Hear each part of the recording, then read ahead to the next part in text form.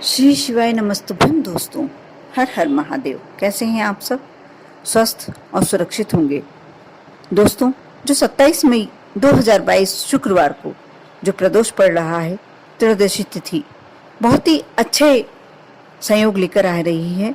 शुक्रवार की शाम को अश्विनी नक्षत्र के तीसरे चरण में वृश्चिक लग्न मेष राशि में हो रहा है। लग्नेश मंगल गुरु के साथ पंचम भाव में बैठा हुआ है। ऐसे में यदि साधक या जो भी भक्त शिव साधना करने में पूरा मन लगा देंगे, उसे इसका पूर्ण लाभ प्राप्त होगा। वहीं केंद्र में स्वग्रही शनि की दृष्टि शुक्र और राहु पर है। ऐसे में राहु चंद्रमा को निर्बल करके विपरीत राजयोग और भाग्येश को बदल देगा। ऐसे में प्रदोष काल की जाने वाली शिव साधना भाग्योदय कराएगी और साधक की सभी मनोकामना पूर्ण होगी।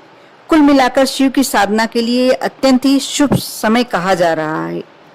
किसी भी दिन के सूर्यास्त और रात्रि के संधि काल को प्रदोष काल कहा जाता है।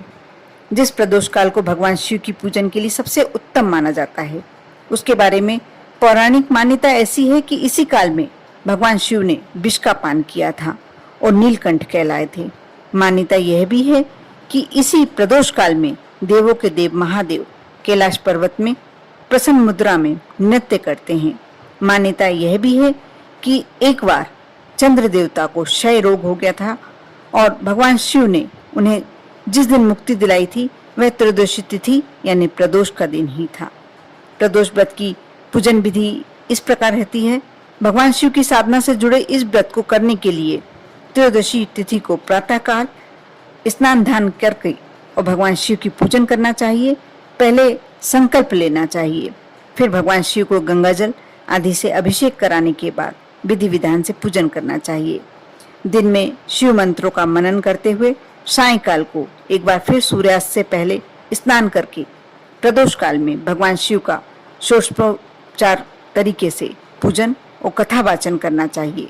इसके पश्चात शिव जी की आरती और प्रसाद वितरण करने के बाद सबसे अंत में स्वयं प्रसाद ग्रहण करना चाहिए, यानी भोजन करना चाहिए।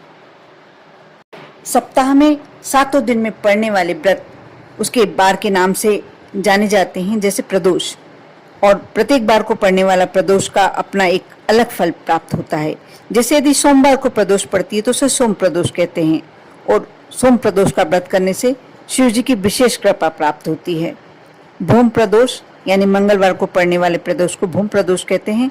इस प्रदोष को व्रत करने से रोग शोक से मुक्ति मिलती है। यदि बुध प्रदोष होता है तो व्रत से कार्य में सफलता मिलती है। गुरु प्रदोष से शत्रु नाश होते हैं। शत्रु यदि आपके बहुत ज्यादा शत्रु बढ़ गए हों और यदि आप गुरु प्रदोष का व्रत करते हैं तो शत्रुओं का नाश होता है।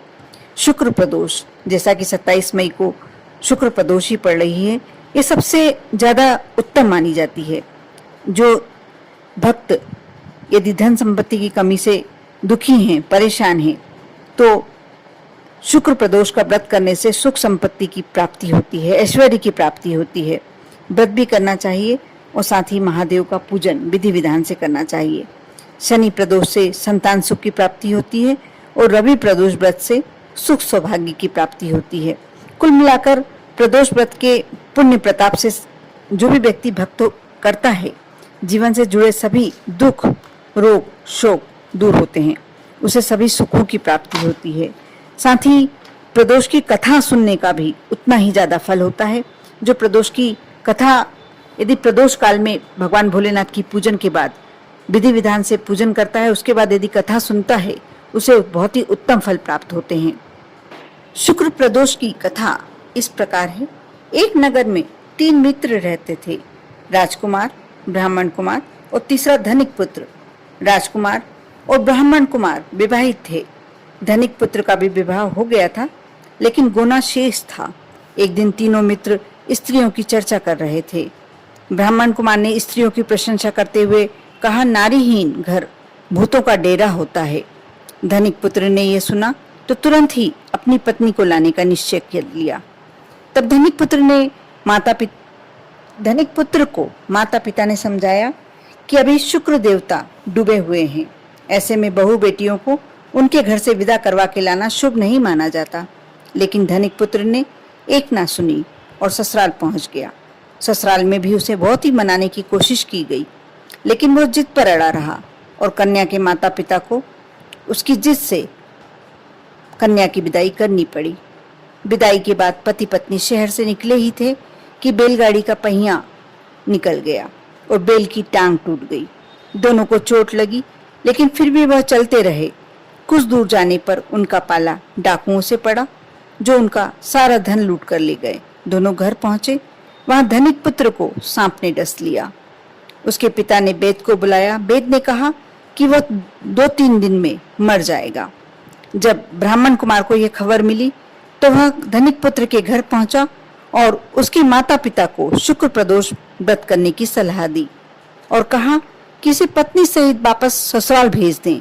धनिक ने ब्राह्मण कुमार की बात मानी और ससुराल पहुंच गया, जहां उसकी हालत ठीक होने लग गई और इस प्रकार शुक्र प्रदोष के महात्म से उसके सभी कष्ट दूर हो गए। वह स्वस्थ होकर वापस घर आ गया।